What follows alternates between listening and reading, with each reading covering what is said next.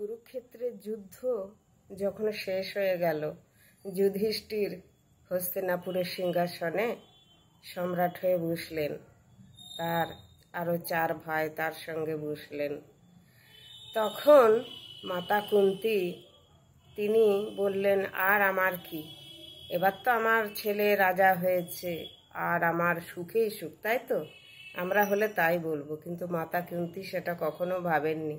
যখন শ্রীকৃষ্ণ এসে তাকে বললেন যে পিসিমা, তুমি আমার কাছে কি চাও বলো, আজ তুমি যা চাইবে আমি তোমায় তাই দেবো, তখন শ্রীকৃষ্ণকে পিসি কুন্তী বলেছিলেন, কানাই, তুমি যদি আমাকে কিছু দিতেই চাও তবে দুঃখ দাও, কষ্ট দাও, যন্ত্রণা দাও। তখন শ্রীকৃষ্ণ বলেছিলেন, পিসিমা, তুমি এতদিন এত দুঃখ কষ্ট ভোগ করে এলে, এখনো কেন তুমি দুঃখ কষ্ট চাইছো? এখন তুমি সুখ চাও, শান্তি চাও। তখন কুন্তী রানী বললেন, না কানাই, আমি সুখ চাই না। সুখ পেলে যদি আমি ভগবানকে ডাকতে ভুলে যাই, তোমায় ভুলে যাই। যখন দুঃখে থাকি তখনই তো আমরা ভগবানকে ডাকি, সুখে থাকলে তার কথা ভুলে যায়। যখন আমার ছেলেরা বিপদে পড়েছে তখন আমি বারবার ভগবানকে ডেকেছি, ভগবান তুমি আমার পাশে থেকো, কানাই তুমি আমার ছেলেদের রক্ষা করো। কিন্তু তারপরে যদি ভুলে যায়, কেন উনি কি কষ্টে এই কথাটা বললেন একটু বুঝবেন। কুন্তির মতো কষ্ট বোধহয় কোনো নারী জীবনে পাননি। দ্রৌপদী হয়তো ভেবেছেন তিনি যাজ্ঞসেনী হয়েও তিনি অনেক কষ্ট পেয়েছেন, কিন্তু কুন্তী রানীর মতো কষ্ট কেউ পাননি। তিনি ছিলেন রাজার কন্যা, তা সত্ত্বেও তার পিতা তাকে তার বন্ধুকে দিয়ে দিয়েছিলেন, কেননা তিনি বন্ধুকে কথা দিয়েছিলেন যে তার সন্তানকে তিনি বন্ধুকে দেবেন। তো কুন্তিভোজকে তিনি তার কন্যা কুন্তিকে দিয়েছিলেন। তো কুন্তী রানী নিজের পিতা থাকা সত্ত্বেও নিজের পিতার কাছে মানুষ হলেন না, পালক পিতার কাছে মানুষ হলেন। সেই তাকে যত্ন করে স্নেহ দিয়ে মায়া দিয়ে বড় করেছিলেন। তারপরে কুন্তী রানী যখন কুন্তিভোজের কাছে দুর্বাসা মুনি এসেছিলেন, তাকে কুন্তী খুব সেবা যত্ন করেছিলেন। তিনি খুশি হয়ে বলেছিলেন যে তোমার যদি কখনো প্রয়োজন পড়ে আমি তোমাকে এই মন্ত্র দিলাম, যে এই মন্ত্র বলে তুমি দেবতাদের ডাকবে, তুমি পুত্র সন্তান লাভ করবে। তখন উনি কুমারী ছিলেন, কম বয়সে মেয়েদের কৌতূহল বেশি থাকে, দেখি মন্ত্রটা ঠিক কাজ করে কিনা।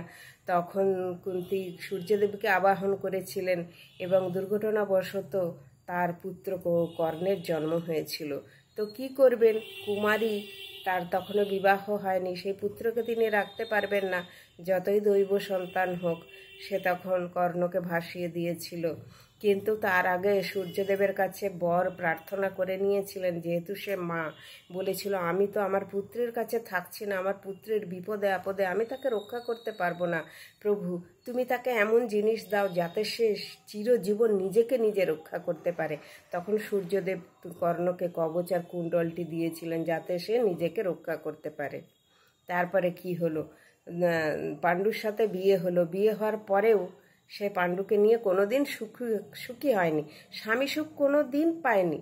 যেদিন তাদের ফুলশয্যা সেদিনই পাণ্ডু চলে গিয়েছিলেন মদ্র রাজার সাথে যুদ্ধ করতে। সেখানে মদ্র রাজাকে যুদ্ধে হারিয়ে দিয়ে তারই কন্যা মাদ্রীকে বিয়ে করে নিয়ে চলে এসেছিলেন 2 মাস পরে। যে 2 মাস কত স্বপ্ন বুনেছিল কুন্তী যে স্বামী এলে এই করবে এই করবে, কিন্তু তার স্বপ্ন সব ভেঙে চুরমার হয়ে গেল, দেখলো তার সতীন এসেছে। একটা মেয়ের কত কষ্ট যখন সে দেখে তার সতীন আছে, কি করবে, সে তার নিজের অধিকার পুরো ছেড়ে দিয়ে মাদ্রীকে দিয়ে দিল। সে তার স্বামীকে নিয়ে সুখভোগ করলো। কিছুদিন করার পর তারা জঙ্গলে গেল শিকার করতে গিয়ে সেখানে এক মুনির অভিশাপ পেল যে কোনোদিন পত্নীর সাথে সে সহবাস করতে পারবে না, তাহলে তার মৃত্যু হবে। তখনই তার এই দেবতাদের যে আশীর্বাদ দুর্বাসা মুনির কাছে পেয়েছিলেন সেটা তার কাজে লাগলো। তিনি 5টি দেবতাকে আবাহন করে 5 পুত্রের জন্ম দিলেন। সেই 5 পুত্রের জন্ম দিয়েও তার কোনো শান্তি হয়নি। শ্বশুর বাড়িতে তার ভাসুর যা সবসময় তাদের মারার পরিকল্পনা করে গেছেন, বারবার মারার চেষ্টা করে গেছেন। ছোট থেকে তারা বনে জঙ্গলেই কাটিয়েছে। বৃদ্ধ বয়সেও যখন ছেলে তার রাজা হলো তখন সে তার ভাসুর আর যাকে নিয়ে বানপ্রস্থে চলে গিয়েছিল। সেখানে যখন জঙ্গলে দাবানল লাগে সেই আগুনে ভাসুর, যা, কুন্তী সবাই মারা গিয়েছিল। এইরকম যা কেউ পাবে যে যা ভাসুর চিরদিন তার ক্ষতি করার চেষ্টা করে গেছে, তার ছেলে সাম্রাজ্য হলো, রাজা হলো, তাও সে কিন্তু ছেলের কাছে সুখভোগ করলো না। ভাসুর অন্ধ যায়ের সেবা করতে তাদের সাথে বানপ্রস্থে চলে গিয়েছিল। তাই রানী কুন্তী কোনোদিন সুখের মুখও দেখেননি, আর তিনি সুখ চাননি, সব দিন চেয়েছেন দুঃখ। একটা মানুষ কত কষ্ট পেলে, যন্ত্রণা পেলে তবেই না সে দুঃখের প্রত্যাশা করে। আপনাদের যদি কুন্তী রানীর কথা শুনে ভালো লাগে একটা ছোট্ট করে লাইক দেবেন, আর অবশ্যই সাবস্ক্রাইব করে দেবেন। রাধে রাধে।